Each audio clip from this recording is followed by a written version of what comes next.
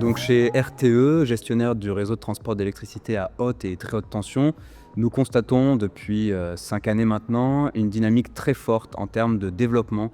des data centers sur la région francilienne. Alors cette dynamique très forte, elle soulève différents enjeux pour notamment le fonctionnement du réseau électrique, pour la réalisation des ouvrages de raccordement jusqu'à ces data centers. Et donc face à ces enjeux multiples, nous explorons actuellement différentes options pour y répondre. Une première approche, c'est celle de penser une planification de l'accueil des data centers en Île-de-France sur la base d'une étude que nous avons réalisée avec l'Institut Paris Région en 2024. Cette étude, elle visait à identifier des zones préférentielles pour l'implantation et l'accueil des data centers en croisant différents critères, des critères liés à la disponibilité sur le réseau électrique, des critères liés à la valorisation de la chaleur fatale ou encore aux orientations réglementaires posées par le schéma directeur de la région Île-de-France. Et cette étude, elle se poursuit notamment au travers de discussions avec les services de l'État pour réfléchir ensemble à la façon d'organiser